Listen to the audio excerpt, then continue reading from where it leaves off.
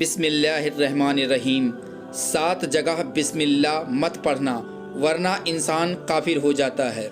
پیارے عزیز دوستوں، قرآن مقدس اللہ کی ایک عظیم کتاب ہے۔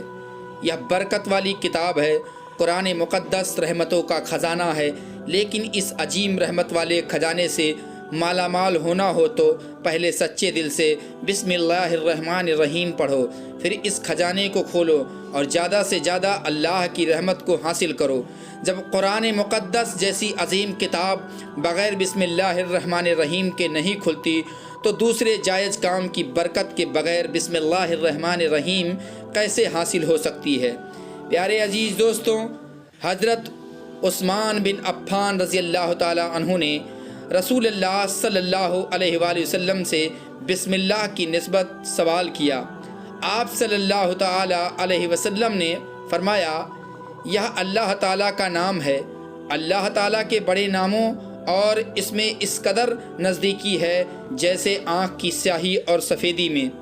جابر رضی اللہ تعالی عنہ فرماتے ہیں، جب یہ آیت بسم اللہ الرحمن الرحیم اتری، بادل مشرق کی طرف چھوٹ گئے، ہوائیں ساکن ہو گئیں، سمندر ٹھہر گیا، جانوروں نے کان لگا لیے، شیاطین پر آسمان سے شعلے گرے، اور پروردگار عالم نے اپنی عزت اور جلال کی قسم کھا کر فرمایا کہ جس چیز پر میرا نام لیا جائے گا اس میں ضرورت سے ضرور برکت ہوگی۔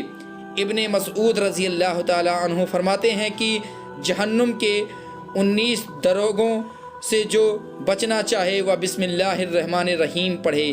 اس کے بھی 19 حرف ہیں، ہر فرشتے سے بچاؤ بن جائے گا۔ ابن عطیہ نے بیان کیا ہے، لیکن کچھ ایسی جگہیں ہیں جہاں پر بسم اللہ الرحمن الرحیم پڑھنا حرام ہے، جائز ہی نہیں ہے۔ ہر انسان جہاں چاہتا ہے پڑھ لیتا ہے۔ کچھ لوگوں کی ایسی عادت بن جاتی ہے کہ وہ ہر کام کرنے سے پہلے ایک دم پڑھتے ہیں، تو کچھ ایسی جگہ ہے جہاں پر بسم اللہ ہمیں نہیں پڑھنا چاہیے۔ جہاں پر بسم اللہ انسان اگر پڑھے گا تو وہ گناہ گار ہوگا۔ بسم اللہ کا پڑھنا ایسی جگہوں پر، ایسے مقامات پر جائز ہی نہیں ہے۔ اب آپ یہ سمجھا لیجئے کہ کون سے مقامات پر بسم اللہ پڑھنا جائز ہے، کن مقامات پر بسم اللہ نہیں پڑھنا چاہیے۔ پیارے عزیز دوستوں، آپ نے سنا ہوگا کہ ہر کام شروع کرنے سے پہلے بسم اللہ الرحمن الرحیم پڑھنا چاہیے، کیونکہ بسم اللہ الرحمن الرحیم کا معنی ہے کہ اللہ کے نام سے شروع جو بڑا مہربان نہایت رحم والا ہے۔ یعنی ہم کام کو جو شروع کر رہے ہیں اللہ کے نام سے شروع کر رہے ہیں، تاکہ اللہ تعالی ہمارے اس کام میں برکت عطا فرما دے۔ اور بسم اللہ پڑھنے کے فائدے بھی بہت زیادہ ہوتے ہیں۔ اگر کوئی انسان کسی کام کو پڑھ کے کرتا ہے تو اللہ تبارک و تعالی اس کام میں برکت عطا فرماتا ہے، اور یہ سنت بھی ہے۔ پیارے عزیز دوستوں، حضور پاک صلی اللہ تعالی علیہ وآلہ وسلم نے بہت سارے مقامات پر ہمیں بسم اللہ الرحمن الرحیم پڑھنے کی تاکید فرمائی ہے، اور حضور اکرم صلی اللہ علیہ وآلہ وسلم نے بسم اللہ الرحمن الرحیم پڑھنے کا حکم دیا ہے۔ اب اگر آپ کوئی بھی نیک کام شروع کر رہے ہیں، اس میں کام شروع کرنے سے پہلے بسم اللہ الرحمن الرحیم اگر آپ پڑھ لیں گے تو آپ کی سنت بھی ادا ہو جائے گی، اور اس پر آپ کو ثواب بھی ملے گا، اور اس کی برکتیں بھی آپ کو ملیں گی۔ اگر آپ نے کسی نیک کام شروع کرنے سے پہلے بسم اللہ پڑھ لیا تو پھر انشاءاللہ اس میں آپ کا نقصان نہیں ہوگا۔ اللہ تعالیٰ خود آپ کا حامی و مددگار اور ناصر بن جائے گا، کیونکہ آپ نے اپنے کام کو اللہ کے نام سے شروع کیا ہے۔ ہمارا کام تھا کرنا، اور بندہ کیا کرتا ہے اور اس کے بس میں ہوتا کیا ہے؟ بندہ تو اسباب اختیار کرتا ہے، اور بندہ کر بھی کیا سکتا ہے؟ بندے کے ذمے صرف اسباب کا اختیار کرنا ہے کہ آپ کسی کام کو کرنے سے پہلے سبب اختیار کریں کہ ہمیں یہ کام کرنا ہے، باقی اللہ کے سپرد کر دیں۔ آپ اپنے کام کو کریں، باقی جو آپ کا کام ہے وہ اللہ تبارک و تعالیٰ کے سپرد کر دیں۔ ایک مرتبہ ایک صحابی آئے اور آ کر عرض کیا، یا رسول اللہ صلی اللہ علیہ وآلہ وسلم، میں پریشان ہوں، ہمارے اونٹ کہیں کھو گئے ہیں۔ تو آپ صلی اللہ علیہ وآلہ وسلم نے ان کو یہ بتایا کہ اللہ پر بھروسہ کرو اور اللہ پر بھروسہ ہی اصل چیز ہے۔ یا بولو کہ میں نے اللہ پر بھروسہ کر لیا، اللہ پاک کافی بہترین کارساز ہے۔ تو کچھ صحابہ اکرام کہنے لگے، یا رسول اللہ صلی اللہ علیہ وآلہ وسلم، ہمیں اللہ کی ذات پر بھروسہ ہے، کیا ہم اپنے اونٹوں کو ایسے ہی چھوڑ دیں؟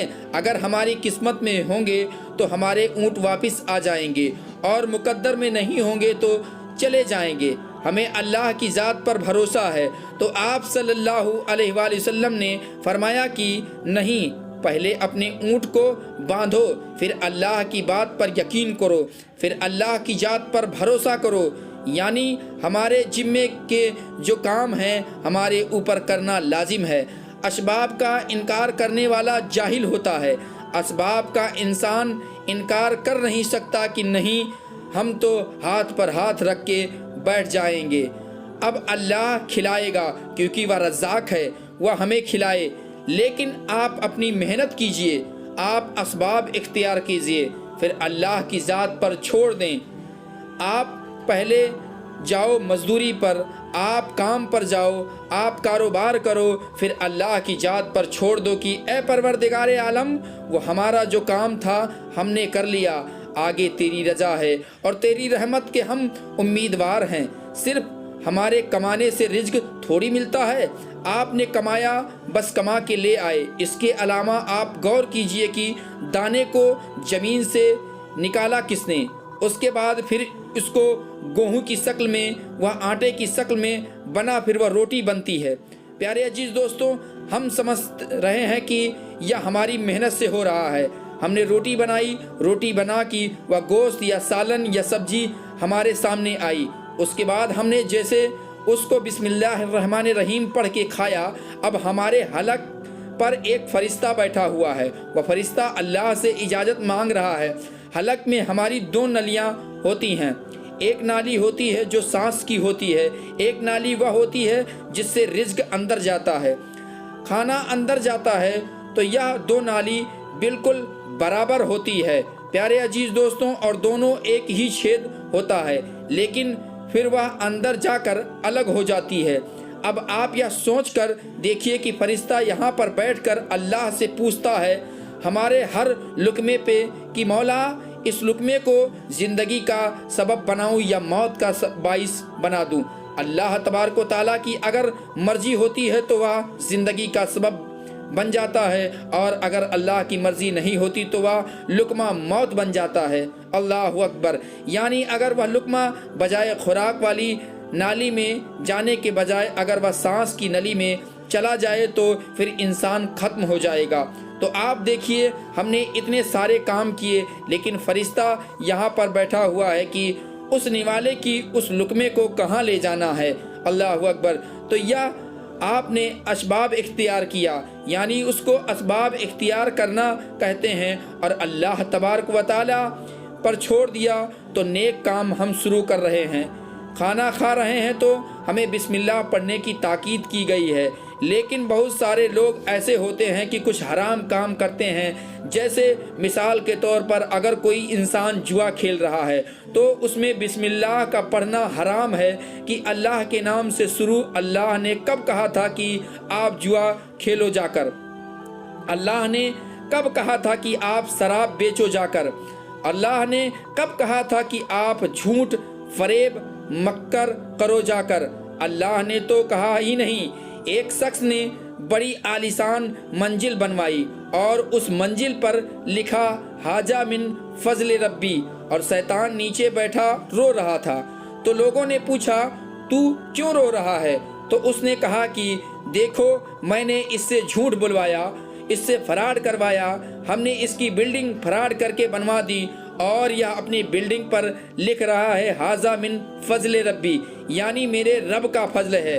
اللہ نے کہا تھا کہ جھوٹ بول کے کمانا، اللہ نے کہاں کہا تھا کہ ڈھونگ کرنا، اور اللہ نے کہاں کہا تھا کہ فراڈ کرنا؟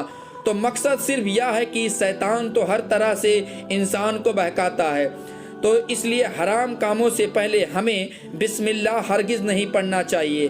ہمیں ہر نیک کام شروع کرنے سے پہلے بسم اللہ الرحمن الرحیم پڑھنا چاہیے۔